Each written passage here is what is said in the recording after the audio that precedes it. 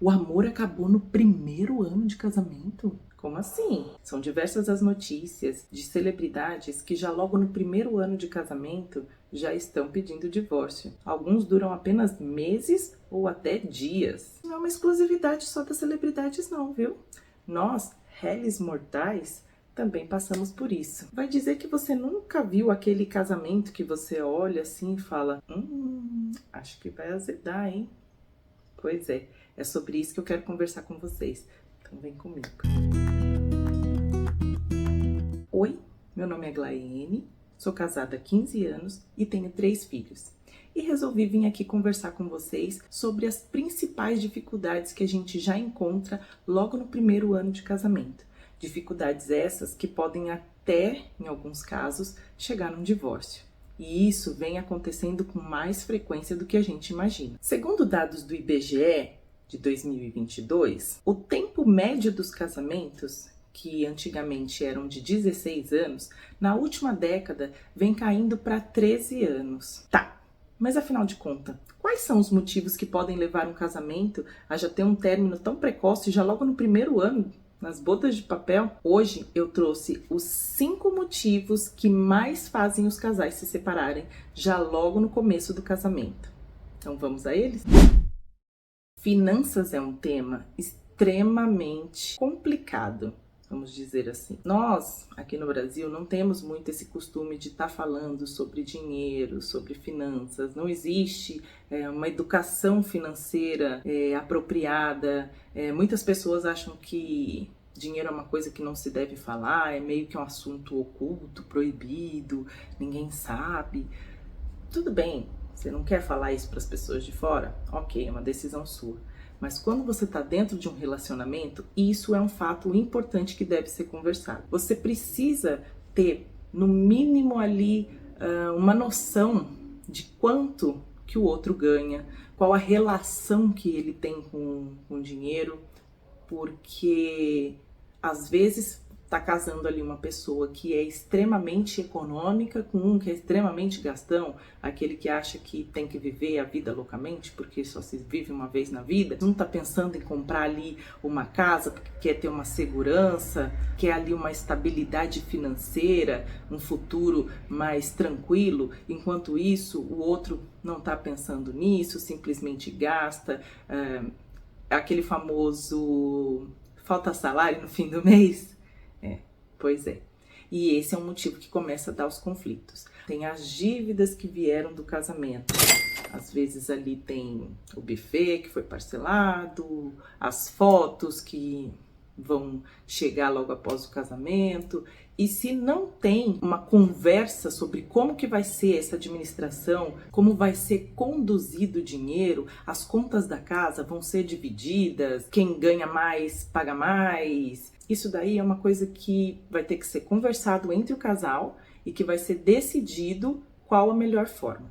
Eu vou dar o meu exemplo no meu casamento. Logo no começo, a gente decidiu que o dinheiro ia ser para pagar todas as contas, o dinheiro dos dois. O que sobrasse no final das duas partes, cada um ia comprar as suas coisas que precisasse ali de necessidades, mas a gente já sabia que tinha que ter um objetivo em comum. Ah, a gente vai comprar um carro? Então o carro vai ser pago pelas duas partes. Ah, sobrou? O que sobrou vai para uma conta poupança. Essa conta poupança é dos dois. E foi assim que a gente foi conseguindo juntar dinheiro para a gente poder ir realizando ali os nossos sonhos e os objetivos que a gente tinha, tanto individualmente quanto em conjunto.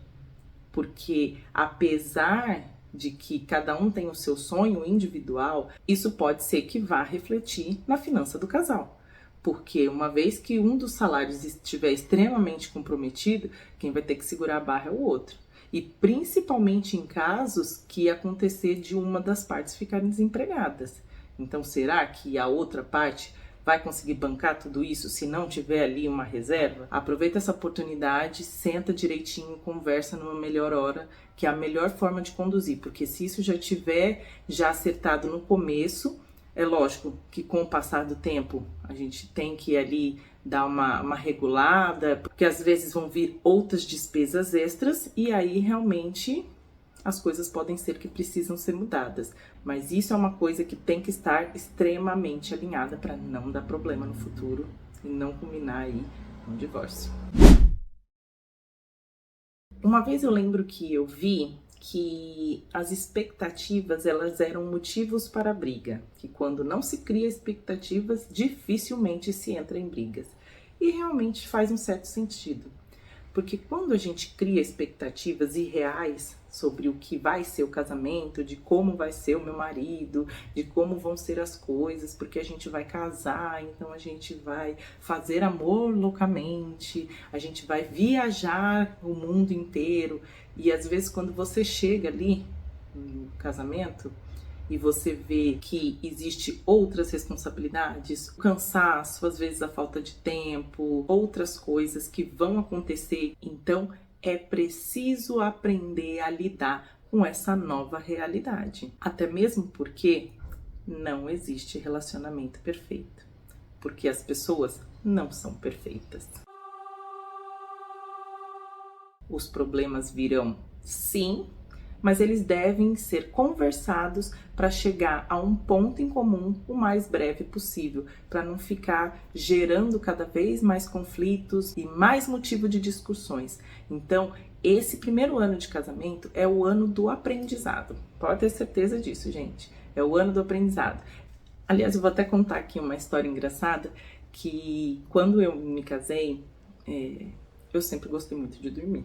E meu marido, ele é extremamente, como é que eu vou dizer, animado de manhã. Ele é alegre, então assim, o celular desperta, ele já dá um pulo da cama e ele já acende luz e vai se trocar e vem me dar beijo. E aquilo começou a me irritar de um jeito, porque ele acordava muito cedo, então ele acordava tipo 5 horas da manhã para ir trabalhar. E eu já acordava mais ou menos umas 6h30, 7 horas. Então, quando ele vinha pra me dar beijo, ai amor, um bom dia, não sei o que, eu já ficava brava, porque eu não queria que ele me acordasse, porque se ele me acordasse, eu ia às vezes demorar um pouquinho pra dormir, e aí já era tempo que eu tava perdendo, que eu tinha que estar dormindo, na minha cabeça era isso. Então eu não entendia, e aquilo me incomodava, e eu não falava nada, e me incomodava. Até um dia que eu falei, ai, não dá pra você não me beijar de manhã não, eu sei que você tá saindo. Eu vi que ele recuou, ele ficou chateado, e ele parou de fazer isso. Eu comecei a ficar incomodada, porque passou uma semana, e ele não falava comigo, passou 2 semanas, ele não falava comigo assim, de manhã, né? E aí eu comecei a sentir falta. E eu cheguei a uma conclusão de que ele fazia isso não era para me deixar brava. Ele fazia isso porque ele estava feliz por estar acordando comigo.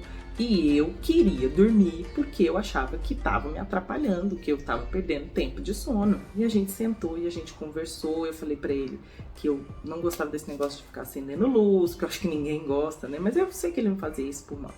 Mas enfim. E aí eu conversei com ele e aí ele passou a levantar com mais cuidado, não acender a luz. Então ele vinha, só me dava um beijinho de manhã. Então assim, a gente conseguiu conciliar de uma forma que não ficasse ruim para nenhuma das partes. Então esses são os tipos de mudança que vão ocorrer. Então são altos e baixos, e às vezes são por coisas tão bestas, por detalhes tão bobos, mas que ambos os lados estão acostumados a vida inteira a ser daquele jeito, a fazer daquele jeito, e às vezes acha que tá agradando e não tá. E uma dica que eu dou, não fiquem se importando com besteiras igual essas que eu me importei, porque às vezes chega ao ponto de ser chato mesmo. Bom, aqui a gente pode dividir em 2 partes. A gente tem aqui a questão do choque cultural e a gente tem a questão do estilo de vida, né? Vida de solteiro versus vida de casado. Na questão do choque cultural, a gente pode dizer que são famílias que vieram de culturas diferentes. Então, vão ter cada um os seus costumes diferentes, do jeito que faz as coisas, do jeito que faz a comida, do jeito que arruma a casa. E a gente também tem a questão de como cada um vivia a sua vida de solteiro. Quando estiver dentro de uma mesma casa, o casal vai ter que verificar como que será a rotina nova estabelecida para os dois, de uma forma que seja conveniente para as duas partes. Isso é uma coisa que vai precisar ser conversado, e conversado com muito cuidado e com muito carinho.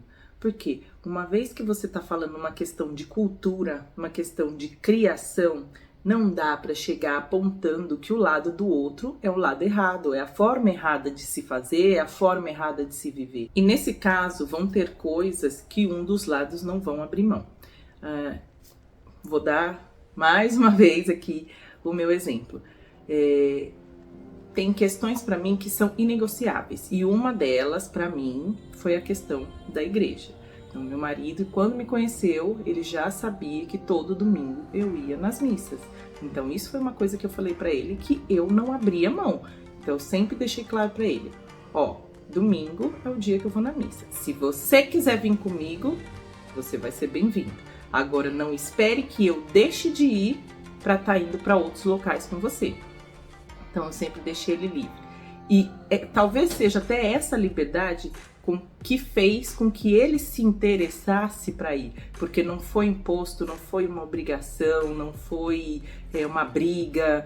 Simplesmente eu falei, essa para mim é uma coisa que é inegociável. Isso tá dentro de mim, tá intrínseco, é uma coisa que vem já da minha família e que eu não vou abrir mão. E aproveita e me fala, qual é a rotina que você não deixa de fazer, que é inegociável para você? Coloca aí nos comentários. E não esqueça que a gente está falando aqui os 5 principais motivos que podem levar um casamento a um divórcio. Então, vamos para o próximo aí. A educação dos filhos, sejam os seus ou de algum enteado que vai vir morar na mesma casa, pode sim ser motivo de discussão, e discussão feia. Cada um tem a sua forma de criação, tanto na questão da atenção, do tempo, dos planejamentos, das viagens e de inúmeras outras coisas. Filho é uma responsabilidade muito grande, então não tem como dizer que não vai haver mudanças drásticas a partir do momento que eles estiverem na vida do casal. E a gente sabe que hoje em dia a maternidade ela é muito romantizada como um momento lindo, realmente. Como eu falei, eu tenho 3 filhos e são assim as coisas mais maravilhosas da minha vida. Mas isso não quer dizer que eu não tenho problemas, que eu não tive dificuldades, que eu não passei por momentos que me consumiram, porque filhos, de certa forma, independente da idade, vai consumir. Quando eles são muito pequenos, eles vão consumir o seu tempo, a sua disposição, a sua atenção 24 horas, porque é pequeno para não cair, porque tá chorando, porque não sabe falar, porque demanda ainda, ele é muito dependente ainda, né, dos pais. E quando maiores é com questão de problemas, de estar saindo, de problemas na escola. E depois também, quando grandes, eu não sei porque os meus não são tão grandes ainda, mas quando casa ainda volta para casa da mãe para levar problema. Alguns, né? Não são todos assim, mas enfim. Uma vez mãe, uma vez pai, a preocupação é pro resto da vida. Isso é uma questão que, se for planejada, de como que vai ser, quando que vai ser, já ter toda essa em mente, toda essa questão que vai mudar o emocional, que vai mudar a rotina da casa, que vai mudar as finanças, tendo já tudo isso planejado, se realmente é de interesse e as duas partes realmente querem, vamos dizer que vão diminuir as dificuldades, porque dificuldade vai ter do mesmo jeito, porque filho é problema. Sempre vai ser problema. O amor que volta em troca é maravilhoso, mas dá problema, dá dor de cabeça, não tem como. E agora vamos para o último, mas não menos importante, aliás, para mim é até mais importante, dos problemas que podem levar aí a um fim de casamento. Vamos a ele.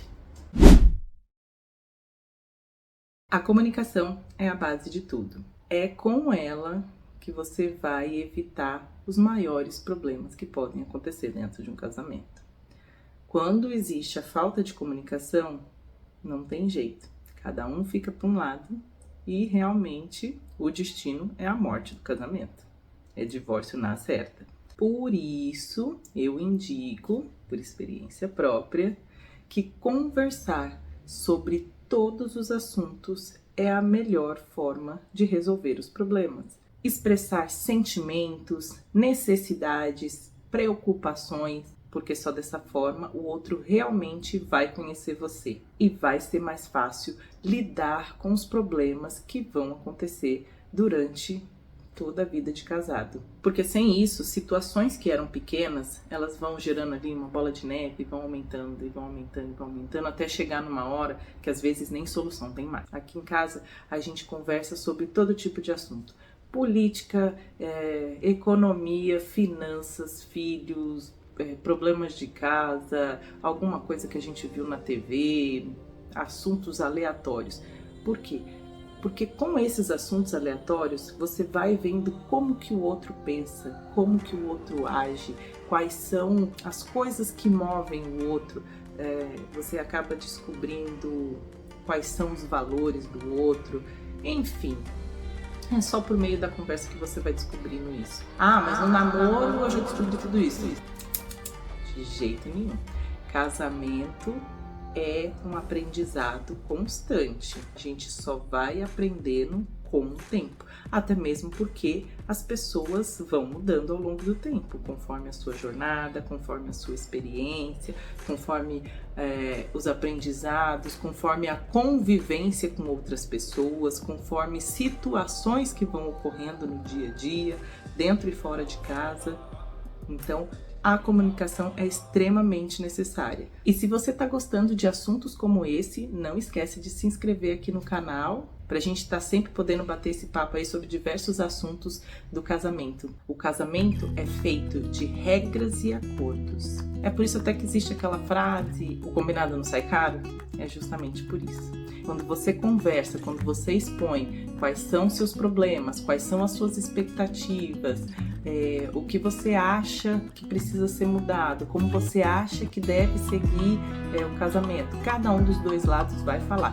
E outra coisa, eu já digo, enquanto um fala, o outro ouve, sem crítica, sem punição, sem discussão.